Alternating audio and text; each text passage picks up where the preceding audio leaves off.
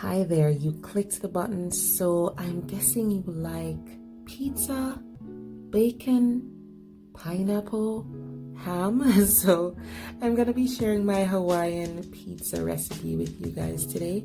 It is absolutely delicious. I can't wait for you to try it. Stick around if you want to learn how to make it for yourself.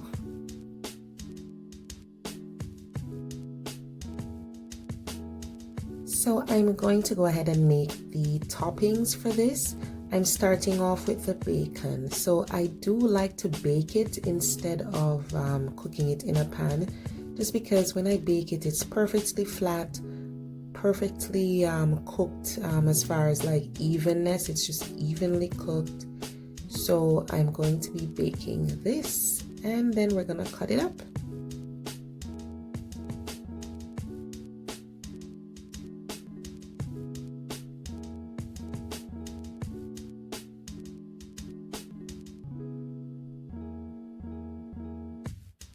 The next ingredient will be the ham. You can use Black Forest ham, honey ham. It's basically just deli meat. So even if you have leftover ham, you can cut pieces of that as well. I always have these deli slices in my fridge, so I'm just gonna cut up a few pieces.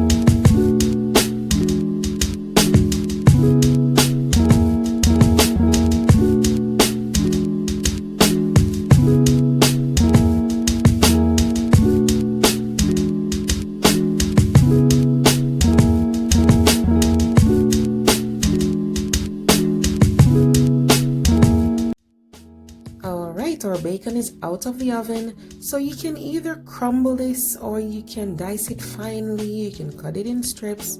I usually just cut it in like little squares, so whatever you desire, just cut it up. Try not to do the bacon too crispy, because remember, it's gonna be going on the pizza and in the oven, so you don't want it overdone. So there we go, we have all our toppings there. We have the ham, pineapple, and bacon. You can use the canned pineapple or fresh pineapple. So I've measured my tomato sauce here. So this is a canned tomato sauce. It's part tomato paste, part pureed tomatoes, and there's no seasoning added to this. So I'm gonna be adding my herbs and my spices to flavor this up. If you want to buy the pizza sauce that's already flavored, that's perfectly fine. But you can get just the canned tomato sauce, season it up. You can use it raw, or you can simmer it on the stove for a few minutes to get it rich and thicker, and then cool it down and put it on the pizza. I've had pizza with raw tomato sauce and cooked tomato sauce. Both of them taste fine to me, so either way you're good.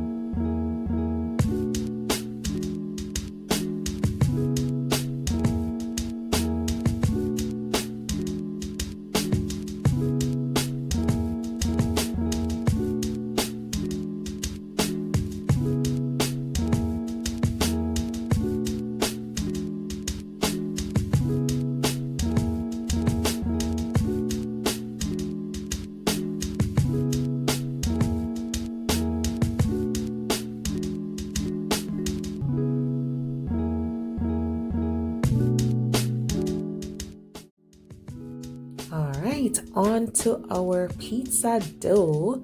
I'm using bread flour because it is higher in protein. So because of that, we're gonna get that nice gluten that's gonna help our dough get nice and stretchy.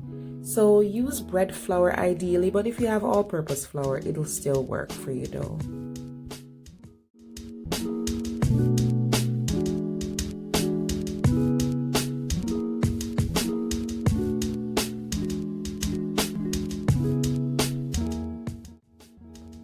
So I'm using instant yeast, so that's why I'm able to add it here. Just add it right to the flour and then whisk it in.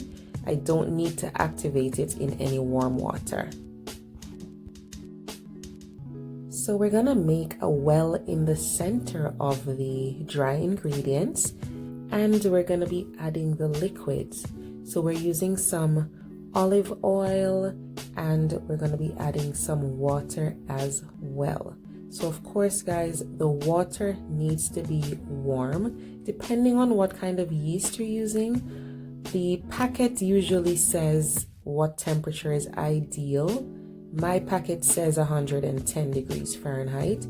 So I just use the thermometer to make sure that the temperature is on point.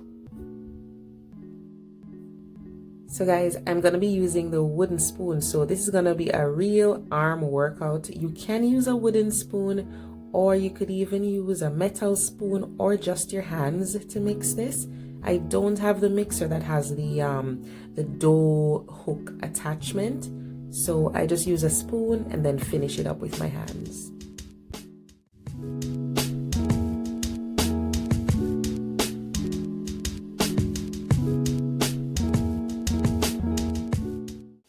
So the dough might seem sticky to you, but that's fine. We're going to be kneading it to get it nice and smooth. So sprinkle some flour on the flat surface on your kitchen counter, and you're going to be kneading the dough.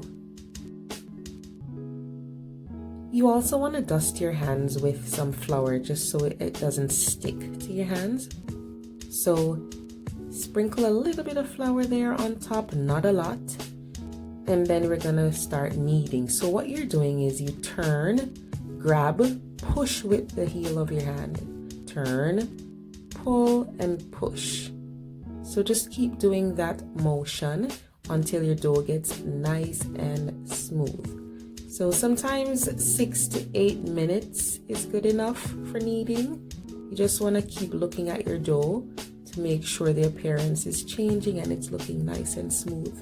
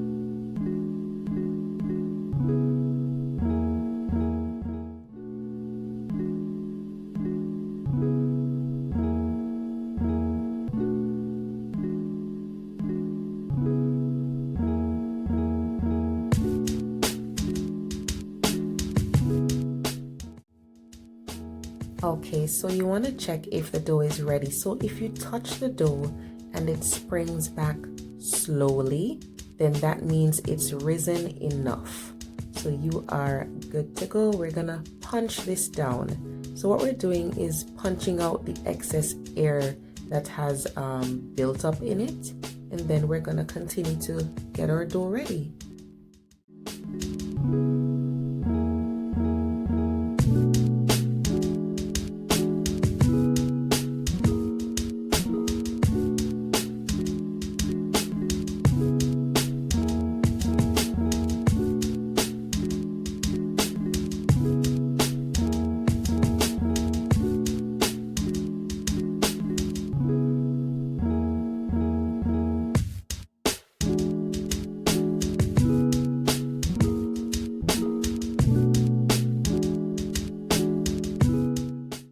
I'm going to be cutting this in half.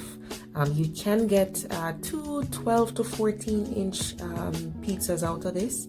So I'm going to be using half, and then the other half is going to go in the freezer.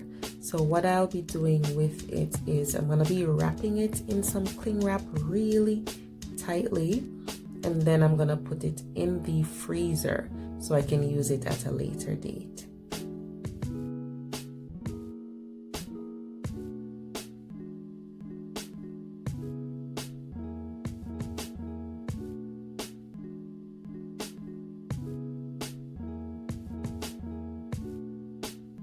Right here I have a regular pizza pan. You can use the ones with holes as well. So what you can do is you can put this on here and you can press or roll out your dough on the pan, but I'm going to be showing you a different way of flattening the dough for the pizza. So what I'm doing is I'm just pressing the outer part of the dough and just keep pressing and going around in a circular motion. Keep pressing until you get to the center. So what you're doing is thinning out the outer part first and then moving into the center gradually.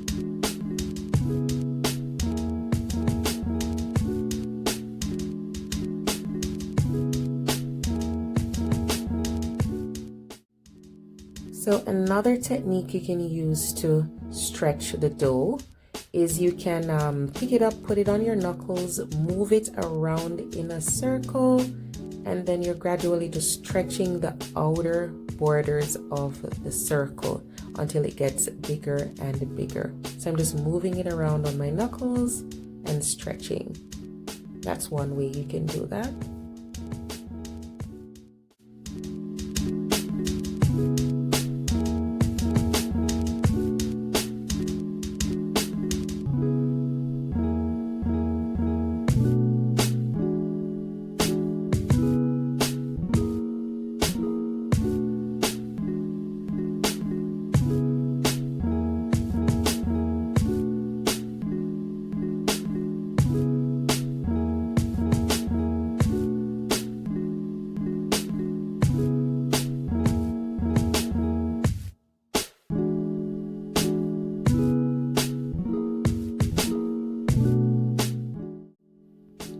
And here's another way. I'm just pressing and spinning the dough, but while I'm doing that, I'm stretching it out as well.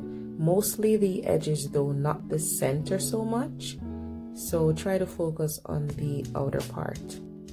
If you see any little tears or anything looking too thin, just fold over a thicker part of the dough onto it.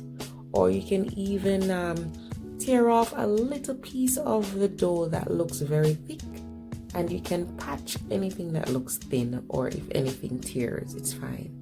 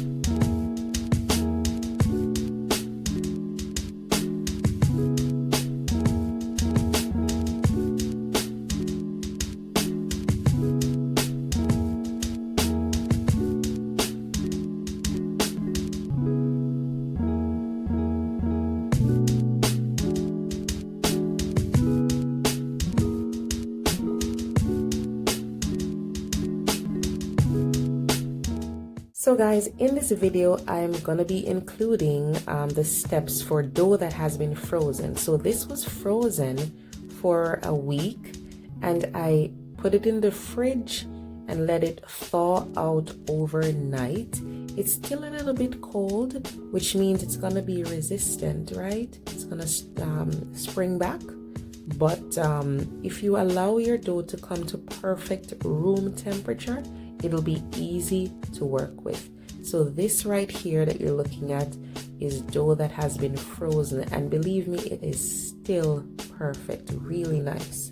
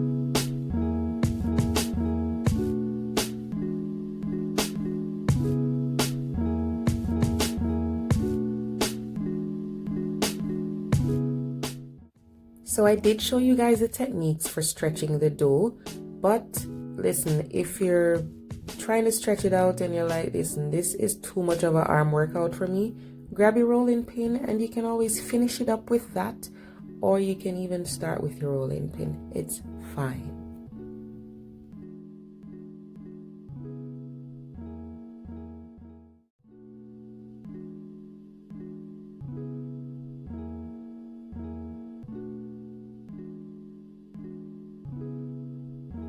Now, once you put this dough on the pizza pan, if it seems like it's a little too big, that's okay. You can just press it into shape, because once it bakes, it's gonna be perfectly fine.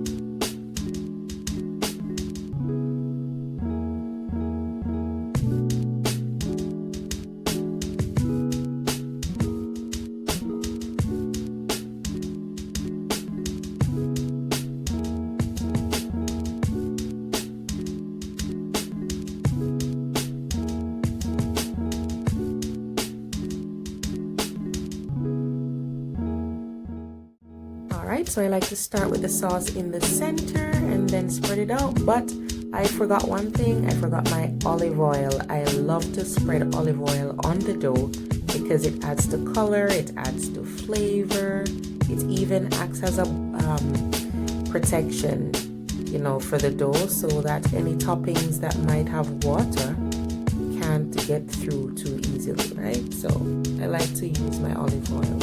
It's an optional step.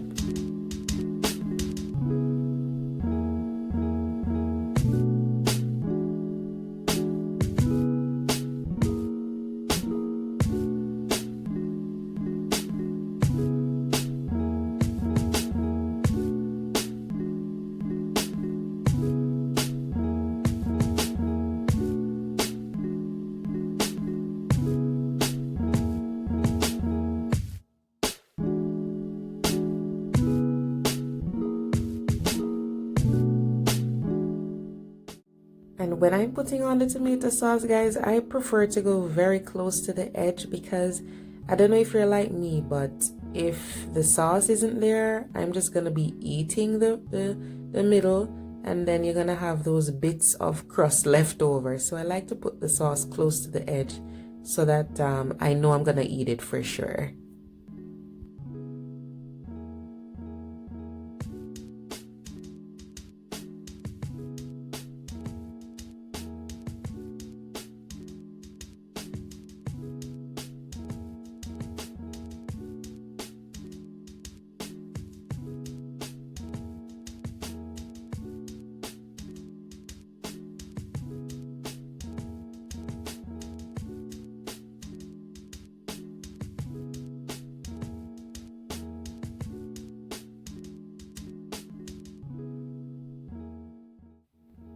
So guys, we're going to be using some mozzarella cheese today.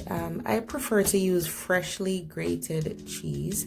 It just melts better in my opinion versus buying the shredded one. But no judgment, use what's most convenient for you, okay? I just prefer to grate the cheese myself.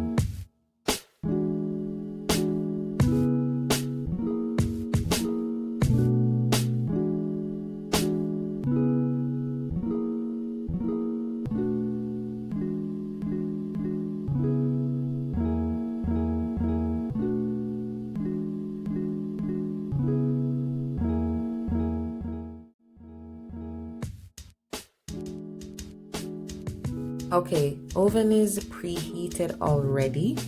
So we're gonna put this in a very hot oven. Remember, the dough is rolled out really thin. So you don't need to cook the pizza for a long time. As a matter of fact, in some restaurants, pizza's cook in like 5 minutes.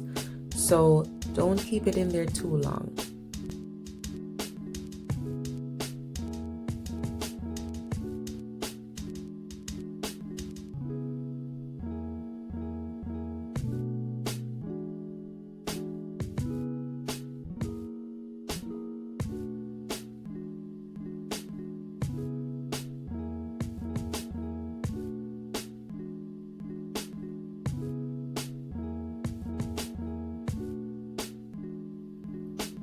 Okay, so once the pizza is out of the oven, I still like to go in again with some olive oil, brush the edges, make it nice and glossy. It looks more presentable to me. So I just go in with my olive oil and we are good to go. This is so delicious. I mean, I know some people are like, why is pineapple on pizza? What are you doing? But to me, it's such a nice balance. It really creates a nice balance with all the other flavors there. So I'm going to be adding crushed peppers, some red pepper flakes, only on one section because I have to share this with my son too. So I don't add it on the whole pizza. But I find that it goes well with Hawaiian pizza.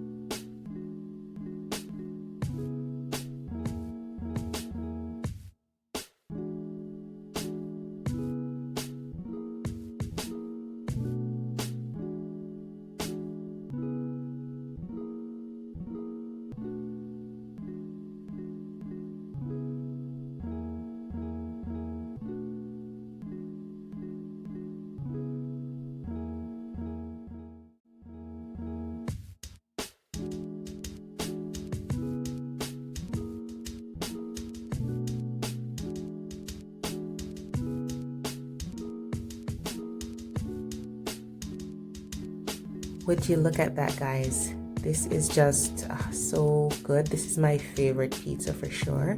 You have the saltiness of the bacon and the smokiness too, right? And then you have the sweet ham, and then the pineapple is sweet and tart, and it's just so good.